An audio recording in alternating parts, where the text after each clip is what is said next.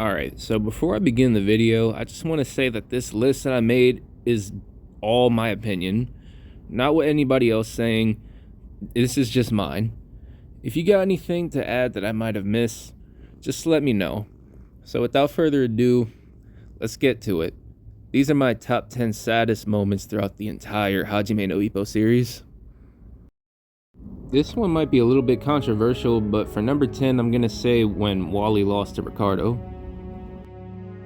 My reasoning for this is that, at the end of the day, this was just a tune-up fight for Ricardo in preparation for the Sendo fight, but this ain't the first time we've seen Morikawa set up a tune-up fight. But for some reason, he made this one feel so meaningful. Wally got discovered by Miguel Zale, who happens to be the former coach of Ralph Anderson and Brian Hawk. So he's been boxing at a young age, but he also retired at a young age. At first, I thought Wally would be another boxer maniac psycho or whatever, but he's the opposite.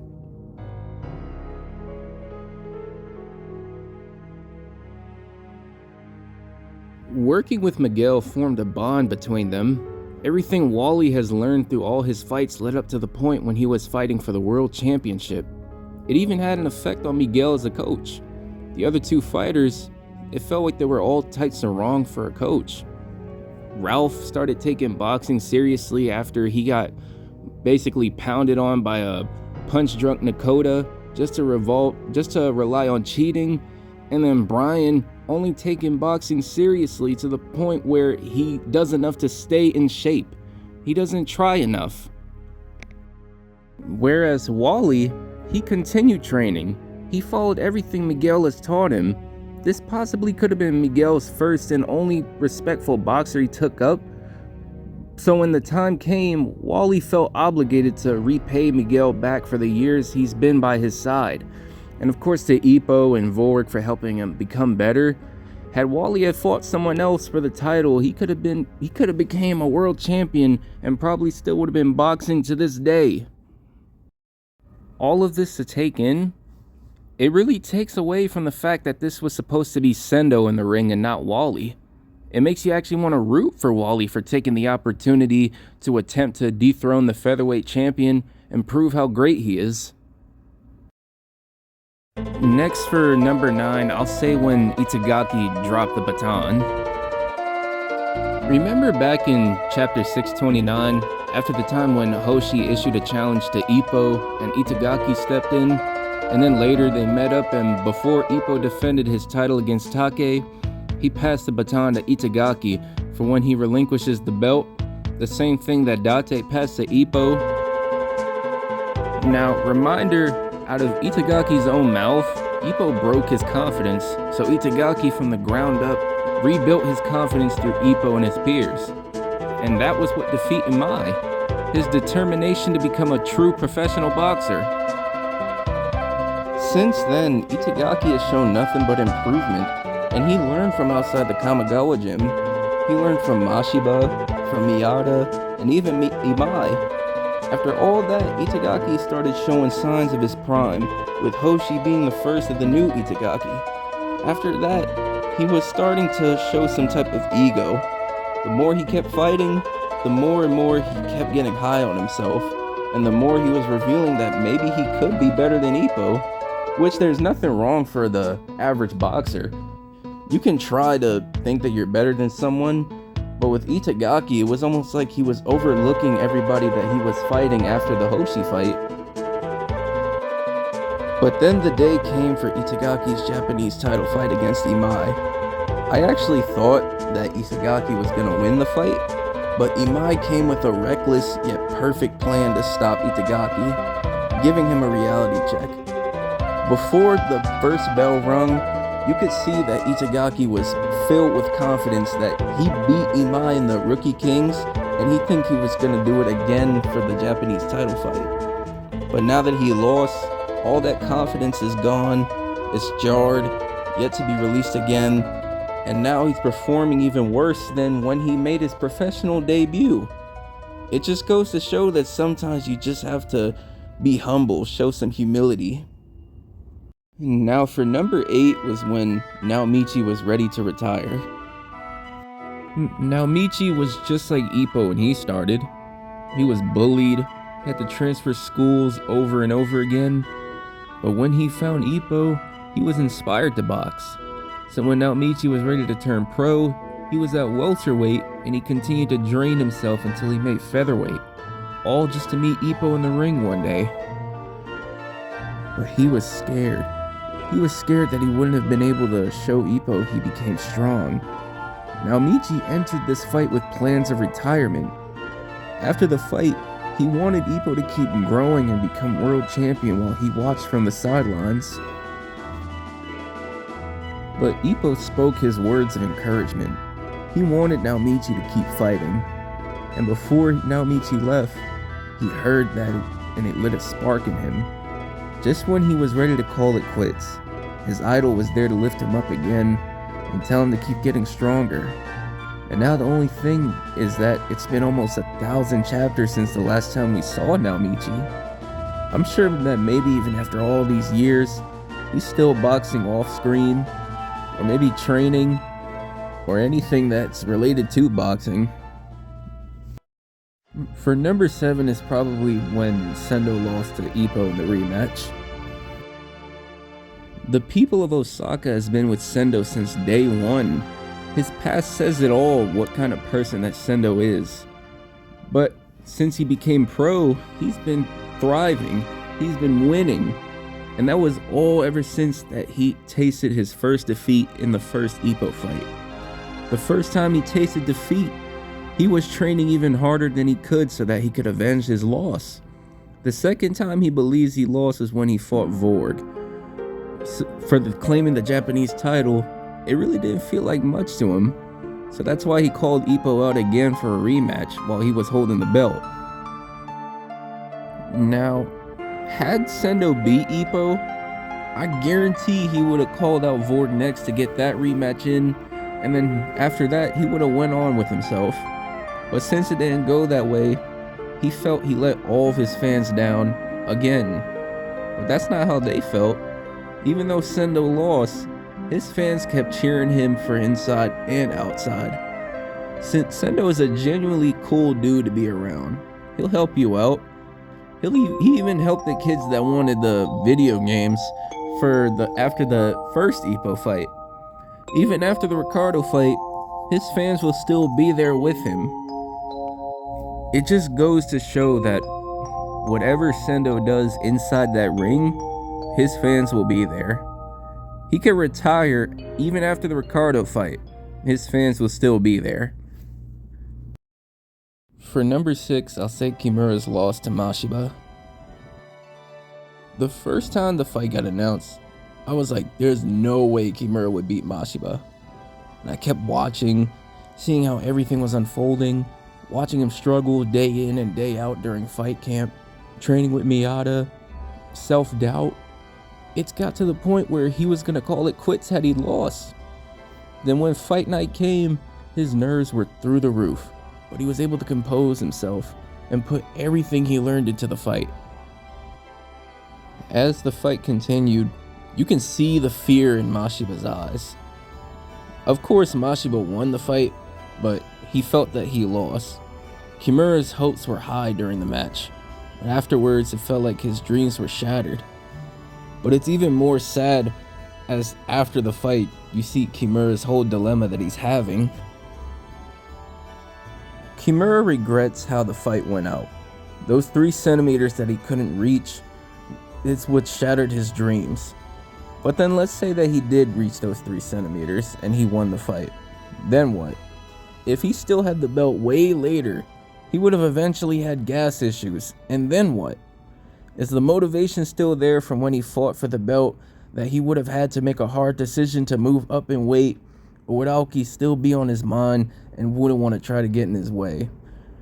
If anything, Kimura should have another peak moment later on throughout the series, just like how he did when he got to the Mashiba fight.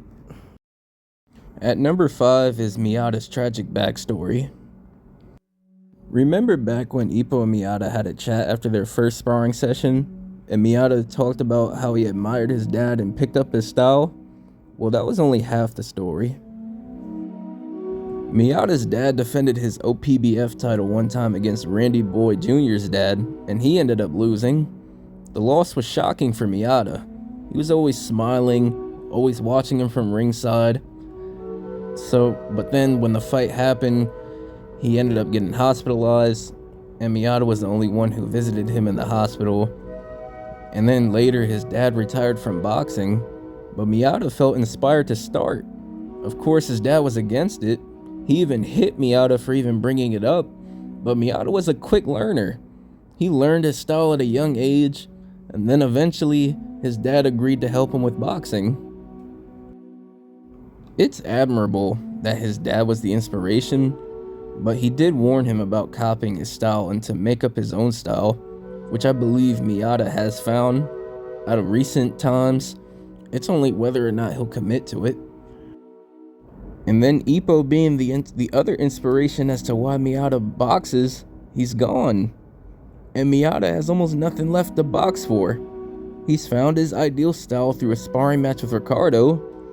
So I guess the only thing I can say about where Miyata goes from here is that his dad being by his side is the only thing that's left.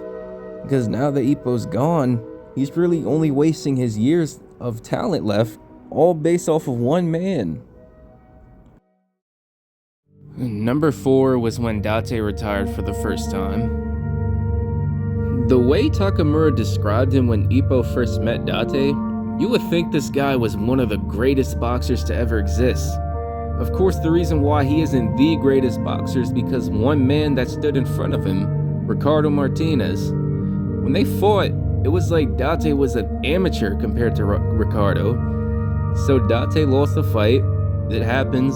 We move on. But it gets deeper.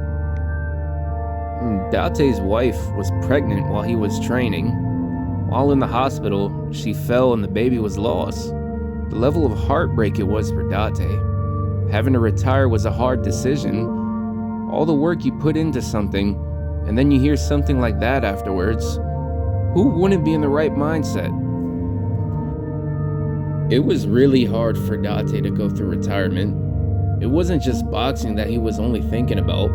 It was his family, his achievements, the world championship belt, his unborn child. It was really stressing him out, and he kept thinking about boxing, so he tried everything to get rid of it. But his wife trying to explain to him what his achievements meant to her. So Dante, eventually, he thought about it and made a comeback with a different mindset. It wasn't just a goal for Dante when he made a comeback. It was vengeance.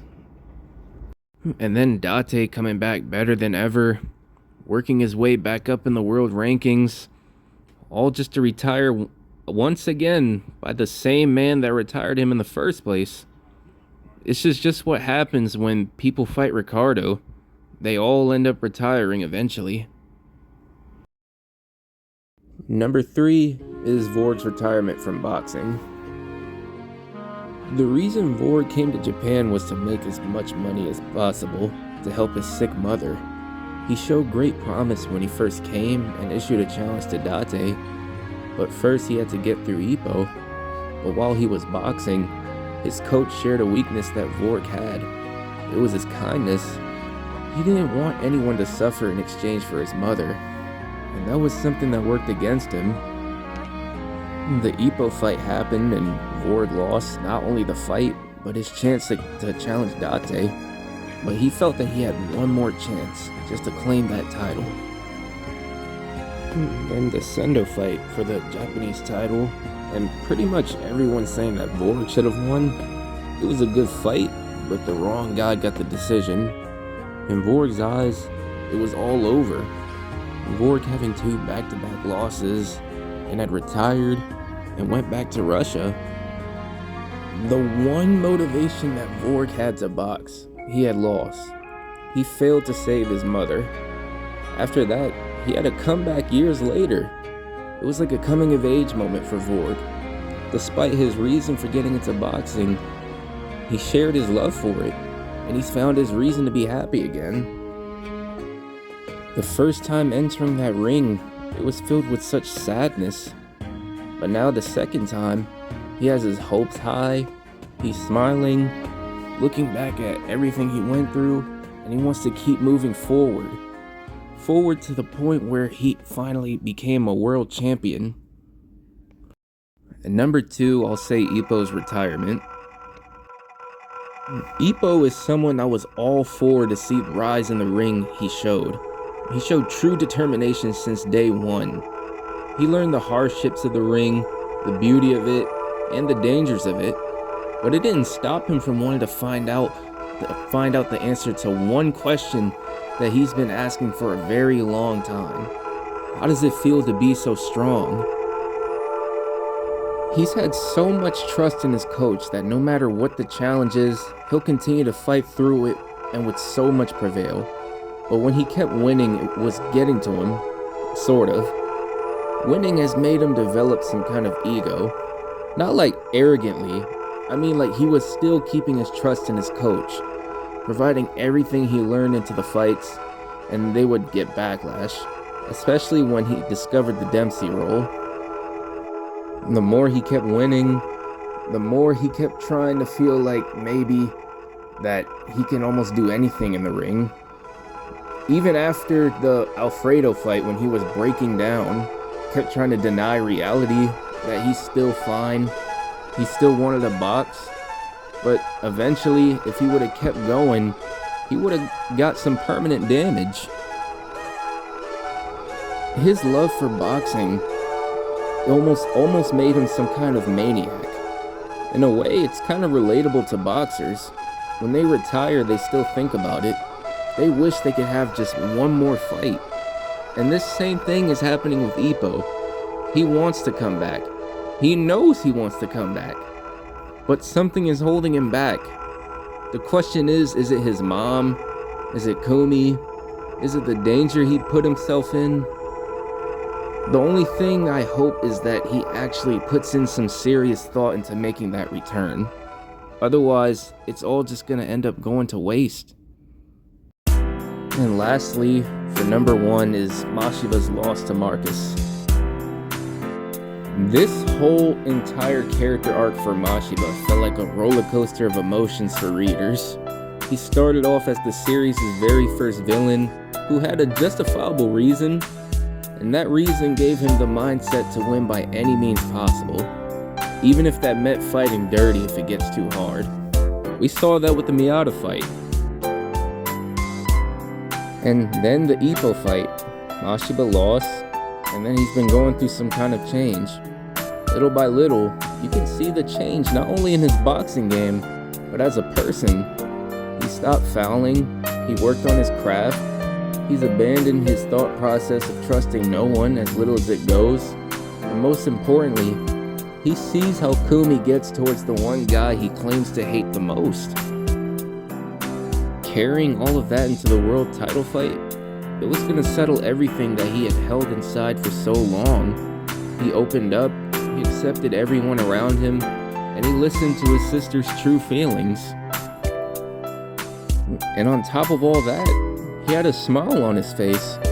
Not one of those creepy death smiles, but an actual smile that made Kumi cry.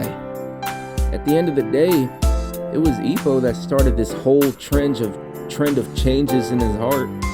I'm sure Mashiba felt that he failed her losing the fight, but Kumi will truly feel happy that Mashiba finally showed his true feelings, and he has Ippo to thank for that.